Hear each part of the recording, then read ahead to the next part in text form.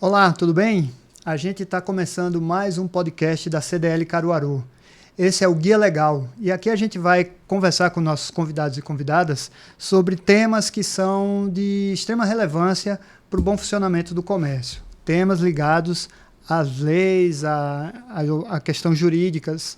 E para esse primeiro episódio do Guia Legal, a gente convidou o Dr. Jean Grunberg, advogado, assessor jurídico da CDL Caruaru. E nesse primeiro episódio a gente vai tratar de um assunto que ainda causa muitas dúvidas, que é a Lei Geral de Proteção de Dados, a LGPD. Primeiro, obrigado, Dr. Jean, por participar desse podcast, de aceitar o nosso convite.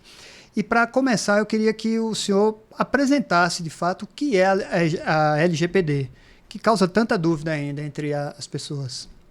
Bom, Cláudio, é um prazer enorme estar aqui. Eu agradeço o convite, né? A honra de poder estar aqui batendo esse papo com você sobre um tema tão importante, né? Não só para o empresariado, mas de maneira em geral, para a população de um modo em geral. Porque a Lei Geral de Proteção de Dados é uma legislação que ela foi inspirada, tá certo? Com base na legislação da União Europeia, em razão da preocupação que se tem com a questão da intimidade e com as informações pessoais de cada cidadão. Então, eu diria que num país onde se preserva o Estado Democrático de Direito, onde se preserva a legislação, faltava no Brasil, apesar de a gente já ter o marco legal da internet anteriormente, mas faltava no Brasil um disciplinamento em relação a isso. Então, veio a LGPD, uma lei de 2018, né, a Lei Geral de Proteção de Dados, mas ela só entrou em vigor, na realidade, em setembro de 2020, já com alterações, inclusive. É uma lei bastante extensa, né, e de extrema importância e de uma aplicação bastante efetiva, né, porque a Lei Geral de Proteção de Dados ela tem a ver, a gente chama o marco legal da proteção e do tratamento dos dados, tá certo? Dos dados pessoais, dos dados das pessoas e das empresas, e das corporações e das entidades, né? E quando eu estou falando desses dados, eu não estou falando apenas de dados digitais, né, de dados eletrônicos, eu estou falando de dados de uma forma geral, né? Ela vem com essa finalidade de dizer, olha, você precisa ter cuidado, tá certo? Primeiro você tem que escolher que tipo de informação você quer das pessoas, das entidades e das corporações. Por outro lado, você também tem que dizer, olha, eu estou recebendo essas informações, porque a informação não pertence, por exemplo, ao SPC Brasil. A informação é minha, que está lá. Está lá, Jean Grunberg, CPF tal, RG tal, filiação. Essas informações, elas me pertencem. Na realidade, elas estão sendo disponibilizadas lá e, obviamente, que eu preciso saber que maneira, né, essas entidades, não só a SPC Brasil, mas as empresas, as corporações, as pessoas em geral, elas estão lidando com essas informações que ela tem da minha pessoa e, ao mesmo tempo, como é que elas tratam isso. E também saber se elas existem, não existem e quando deixaram de existir, ou seja, quando elas foram descartadas. Então, a Lei Geral de Proteção de Dados ela vem nesse sentido. Ela é um marco de proteção legal, né, que busca preservar a intimidade, que é algo que está na Constituição Federal da República. Na nossa Constituição, ela preserva isso. E, ao mesmo tempo, ela traz as diretrizes, os patamares que devem ser seguidos, inclusive também, para o caso de inobservância, também as penalidades em torno disso. Então, ela na realidade, a gente tem no Brasil aquela coisa, a lei demorou a pegar, né? Não tem essa história, né, de que a lei pegou, a lei não pegou, né? É um tanto contraditório, porque lei é lei, tem que ter efetiva, mas no Brasil a gente tem essa história. A lei pegou, não pegou. Então, como, de qualquer maneira, houve um período, né, de setembro de 2020 para cá, em que se demorou um pouco o governo federal a instituir quem seria a Autoridade Nacional de Proteção de Dados, que é a entidade, tá certo, que vai trabalhar a fiscalização e operacionalização disso. Se deu um tempo bastante razoável para que as empresas, as corporações pudessem, de certa maneira, se adequar a essa normativa. Mas aí, pelo que você percebe, essa lei pegou? Ela está pegando, na realidade. Ela não pegou tanto. Por quê? Porque, como você bem colocou, existem muitas dúvidas. Existem pessoas, existem empresários, por exemplo, que acham o seguinte, eu chamei meu advogado, lá no meu padrão de contratos, tá certo? Eu já tenho lá a cláusula que trata de LGPD. Estou adequado à LGPD. Não, você não está adequado à LGPD. Certo? Porque não basta apenas você ter o ato formal de colocar lá no contrato, dizendo as partes contratantes se obrigam a respeitar tá certo? As disposições da Lei Geral de Proteção de Dados, elas permitem que você possa ter acesso, tá certo? Em caso de retificação, vai ter o prazo de X dias para retificar, etc, etc. Né? E isso, óbvio, é uma coisa que tem que constar. E pasme você que muitos contratos não têm isso. Muitos. Eu digo porque a gente atua muito nessa área contratual e é direto, tá certo? Lá quando vem contrato de fora, de clientes da gente, de outros fornecedores, e isso diz, cadê a cláusula de LGPD? Né? Então tem muita gente que acha que a lei não pegou ainda. E por que acha que não pegou? Primeiro, porque não foi multado ainda, né? Porque não foi autuado ainda, ou porque não viu ainda que isso acontecesse em larga escala. Mas, gradativamente, nós temos de 2020 até o ano passado, nós temos um aumento significativo nas decisões judiciais que utiliza a Lei Geral de Proteção de Dados para condenar. Né? Então, a gente teve um caminho gradativo. Inclusive, eu até escrevi um artigo sobre isso e eu vou trazer aqui umas informações relacionadas a essa questão desse aumento. Para você ter uma ideia, em 2021 foram 274 decisões. Tá certo? Já em 2022, tá certo? E 2023 passou-se para 665 e depois 1.206 decisões. Né? Então você vê que gradativamente, 2024, provavelmente nós teremos um aumento ainda maior de juízes aplicando aos casos concretos, aos processos específicos, a Lei Geral de Proteção de Dados. E outra coisa interessante também é que somente em agosto do ano passado nós tivemos a primeira autuação através dessa Autoridade Nacional de Proteção de Dados, que é o órgão, né, fiscalizador e que operacionaliza isso, de uma empresa que repassou dados de modo indevido, houve a denúncia, tá certo? E ela, por ser uma microempresa, ela pagou uma multa de R$14 mil. Por quê? Porque era microempresa. Né? Porque tem uma penalidade que pode variar de 2% do faturamento até um teto de 50 milhões. Né? Então, não é brincadeira. Não. Né? Dependendo do volume e da magnitude do negócio ou da empresa, ela pode vir a sofrer um prejuízo bastante significativo. E a gente tem, hoje em dia, o comércio, de forma geral, utiliza muito as redes sociais como uma forma de comunicação, de divulgação de marca, de produtos, enfim. A preocupação desse pessoal tem que ser muito maior, hein? Principalmente por estar no meio digital, não é isso? É verdade.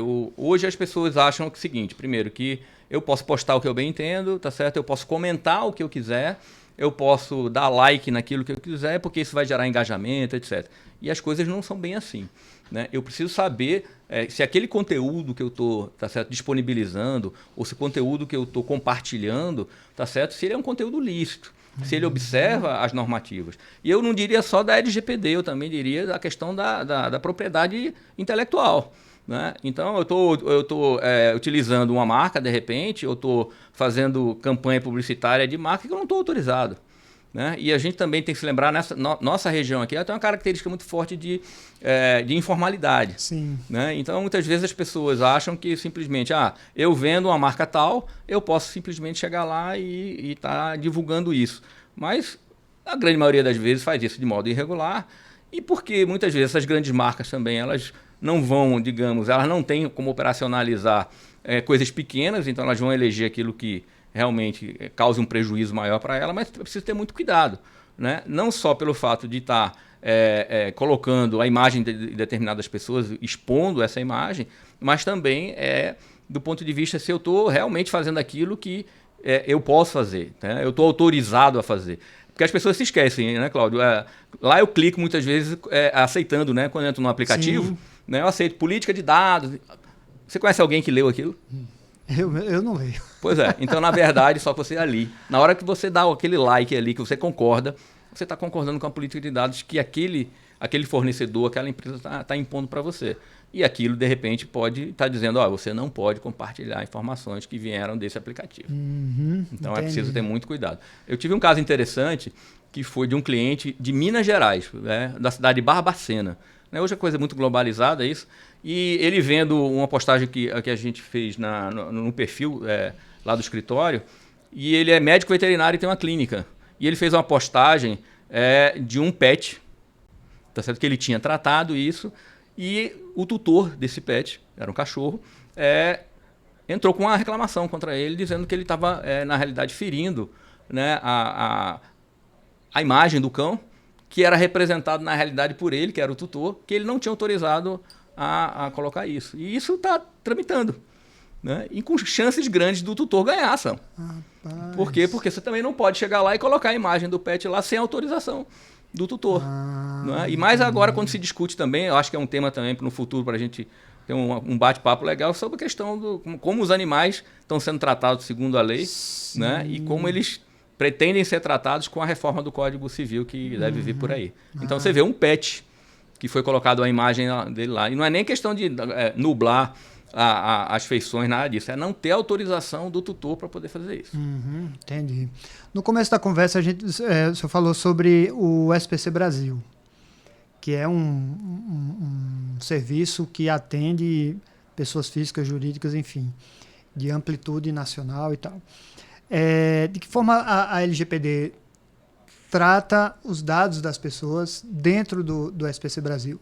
Na realidade, o SPC Brasil hoje ele é uma das maiores bases de dados de informações do Brasil. Ele, inclusive, ele atua compartilhado com outra grande base de dados que é a Serasa. Né, tá certo? Hoje o SPC Brasil se transformou numa sociedade anônima, é uma empresa. Inclusive a CDL Caruaru é uma das acionistas, tá certo, do SPC Brasil. E aí, consequentemente, no patamar, quando entrou em vigor, já houve todo um protocolo de adequação, tá certo? De como a tratativa, como é que isso se lidar no atendimento de balcão. Ou seja, qualquer pessoa pode chegar lá na CDL. Eu quero as informações do Cláudio aqui. Ó, não pode. Né? Então, precisa ter uma autorização sua para que eu possa disponibilizar isso. Essa base de dados está lá. Certo? O próprio lojista que consulta a base de dados do SPC Brasil ou de qualquer outra base de dados, ele não pode utilizar aquilo do jeito que ele bem entender. Por exemplo, eu não posso pegar lá um relatório de inadimplentes e colocar lá na entrada da minha loja. Né? Antigamente tinha até uma coisa, não sei se você chegou a ver, às vezes a gente chegava numa loja e tinha lá um cheque sem fundo no caixa. Já chegasse a ver isso? Sim, muitas né? vezes. Entendeu? Tinha lá. Né? Isso, além de ferir a questão da responsabilidade civil, eu não posso fazer isso.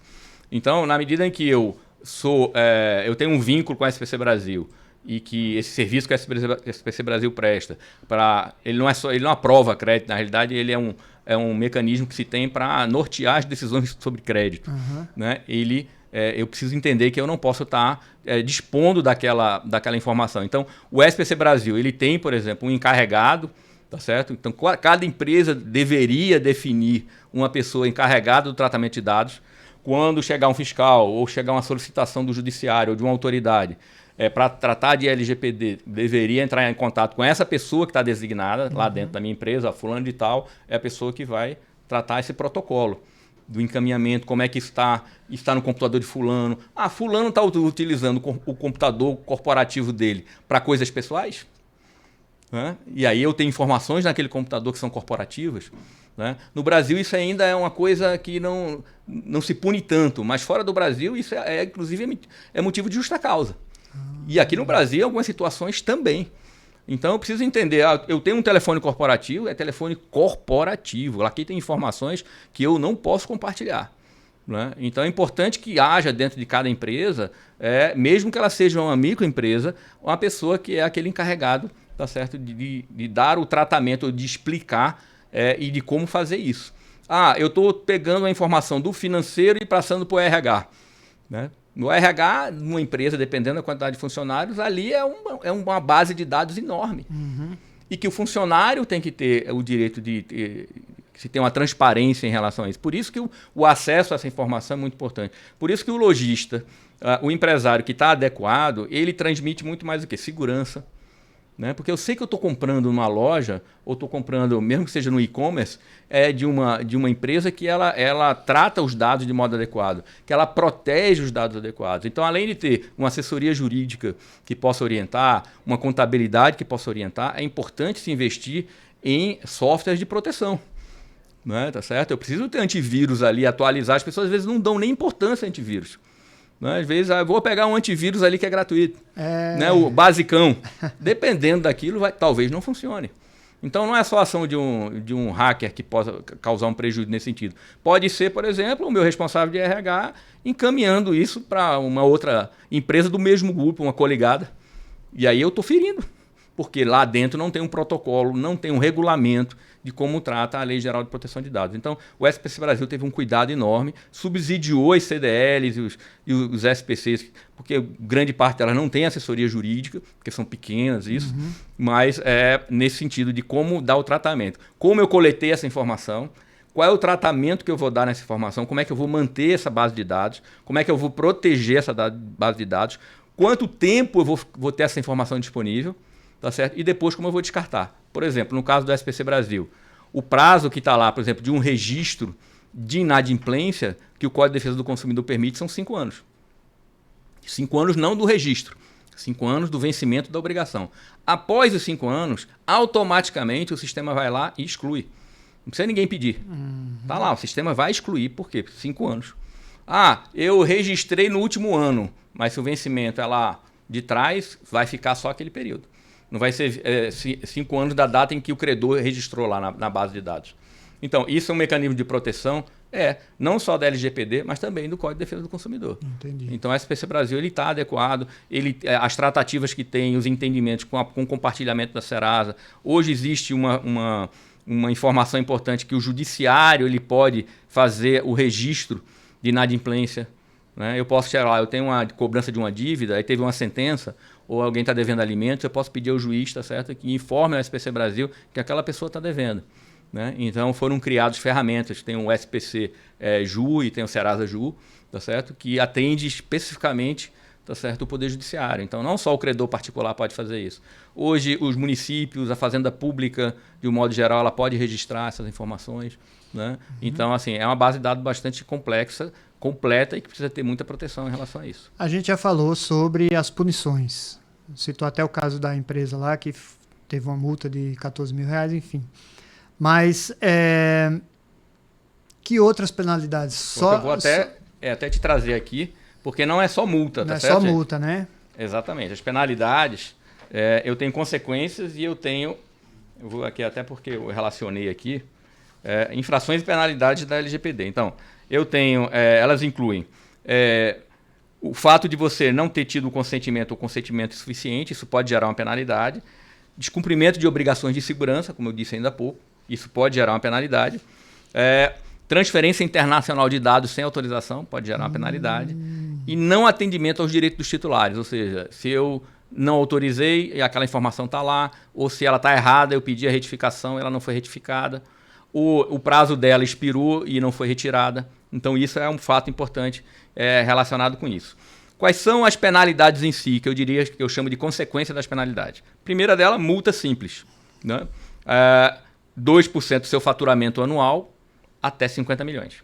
Então vai depender do enquadramento que se tenha. Multa diária. Certo? Ou seja, eu preciso... digamos que o Ministério Público chegou lá e identificou uma inconsistência numa determinada base de dados. Então, ele pede uma correção, ou ele pede à Autoridade Nacional de Proteção de Dados que abra um procedimento administrativo para investigar aquilo. No curso da investigação, se verifica que existem situações que não poderiam estar acontecendo naquela base de dados. Então, ele diz, você tem a obrigação de fazer em tantos dias de corrigir isso sob pena de multa diária. Então, essa é uma possibilidade. Publicização da infração, né, que é a ANPD, que é a Agência Nacional de Proteção de Dados, tornar pública a infração. Foi através disso que eu soube que essa empresa sofreu a penalidade dos R$14 mil. Acionei lá o portal e tinha essa informação lá disponível. Suspensão e tratamento de dados, veja, isso pode impactar muito numa empresa. Se eu recebo a penalidade de que eu não posso mais tratar tais dados, ou eu não posso mais coletar tais dados, dependendo do meu negócio, paralisou. Né? Paralisou. Posso vender a crédito? Não. Por quê? Porque eu não tenho como coletar tais dados e tratá-los. E ainda, proibição temporária ou definitiva do tratamento de dados. Que normalmente, para chegar numa gravidade dessa, vem junto com multa.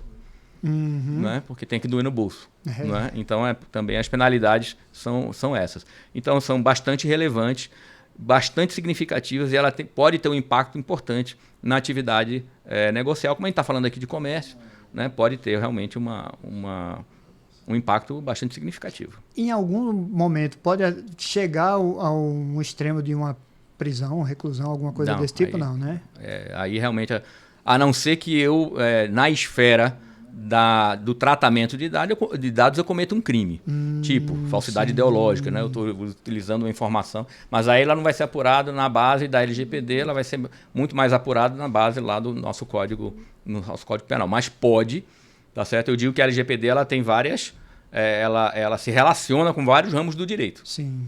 Né? E o direito criminal é um que ela pode se relacionar, mas pelo fato de descumprir a LGPD, de eu ter uma punição de prisão, não. Por quê?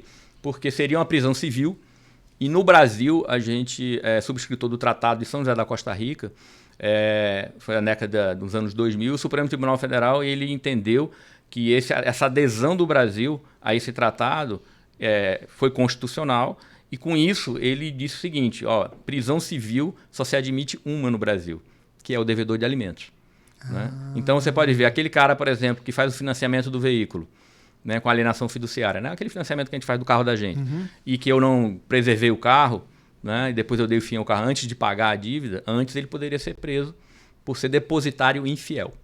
Né? Hoje não existe mais a prisão do depositário infiel. Então, no Brasil, hoje, a única exceção à questão da prisão civil é o devedor de alimentos, com aquela limitação dos 3 últimos meses anteriores ao ajuizamento da execução e aquelas obrigações que se venceram no decorrer da demanda. Então, chegar à prisão realmente não chega. Mas pode haver relação, certo, da utilização desse dado com atos criminosos. E para evitar esses problemas, uma assessoria jurídica é fundamental. Eu acho que é fundamental uma assessoria jurídica, eu acho que é fundamental uma boa assessoria contábil, e uma boa assessoria de TI. Eu diria, em primeiro lugar, uma boa assessoria de TI. Vou defender o meu aqui. É uma boa, né? O TI junto com o jurídico, tá certo? Acho que os dois são fundamentais. E outra coisa, eles têm que falar o mesmo idioma, eles têm que falar a mesma língua. Sim. Eles têm que estar no mesmo sentido. Entendeu? Porque, às vezes, o que acontece? A UTI está dizendo uma coisa, o jurídico fala, não precisa disso aqui não, isso aqui é demais, é exagerado. Né? Então, uma das coisas que é importante as pessoas analisarem é, na hora que eu estou coletando dados dos meus clientes, dá uma revisada nisso. Será que eu preciso às vezes eu tenho uma ficha cadastral que pega até o tipo sanguíneo da pessoa. Será que eu preciso disso tudo? Ou eu preciso pegar apenas aquilo que é o essencial ao negócio que eu estou realizando? Por quê? Porque eu tenho repercussões nisso, né? As pessoas às vezes não pensam. Quanto mais dados eu tiver daquela pessoa, a possibilidade de que um vazamento ou de que uma utilização indevida aconteça traz uma gravidade maior. Então, por exemplo, houve inclusive indicativos da própria CDL de mala direta, de alguma coisa nesse sentido, de que as pessoas dessem uma revisada, né, os clientes, os associados, dessem uma revisada na sua base de dados, né, para verificar o que é que está ok, o que é que não está. Né? Então, assim, agora, claro, isso gera despesa, né? Obviamente você tem que investir nisso. E muitas vezes, dependendo do tamanho da empresa, isso pode ser um custo até relativamente elevado. Então, a adequação à LGPD ela exige investimento. E aí é uma das resistências que a gente tem também no mercado, é porque nem todo mundo consegue suportar um investimento para fazer algo full, né, completo. Né, entendeu? Mas eu diria que desde o pequenininho até o grande, e o grande provavelmente, né, a grande maioria já está ok, mas o pequenininho, o microempresário, ele precisa, e o empresário de pequeno porte, que representa mais de 80%, né, da atividade econômica no país, em termos de quantidade de empresários, eles precisam estar adequados a isso também, o menor que eu seja. Nos bastidores você me falou que esse material está disponível no seu hot site. Exatamente. Pode falar seu endereço. E é www.grumbergcampus, tá certo? .adv.br, tá certo? E também eu vou disponibilizar aqui para que vou encaminhar para que a CDL também possa disponibilizar para os seus associados. Perfeito. Tá certo? Que é um passo a passo aqui, é um pequeno guia muito breve, gente. A pessoa não vai levar mais que 2 minutinhos dando uma olhadinha, porque hoje em dia a gente sabe que ninguém quer perder muito tempo com isso, mas eu diria o seguinte, leiam sobre isso, se informem, e inclusive a CDL presta um serviço de assessoria, né, para que as pessoas possam, eu preciso de uma consulta nesse sentido, pode entrar em contato com a CDL repassa para a gente passa as informações que forem possíveis e necessárias. Perfeito. O assunto é muito extenso, cabe mais uns 2 ou 3 episódios só para falar sobre esse tema, mas eu quero agradecer muito a sua participação. Eu acho que a gente conseguiu esclarecer muitas das dúvidas que as pessoas têm em relação à lei e espero que a gente possa voltar a conversar mais algumas vezes. Então, eu que agradeço a oportunidade, para mim é uma honra. Eu que sou parceiro da CDL Caruaru desde 1998, né? E sempre me honra muito poder participar de todos os eventos e também dessa iniciativa extremamente importante que é esse diálogo com o empresário via podcast. Muito obrigado. Eu que agradeço. Para você, um grande abraço e a gente volta a se encontrar em outros episódios do Guia Legal Podcast da CDL Caruaru. Um abraço.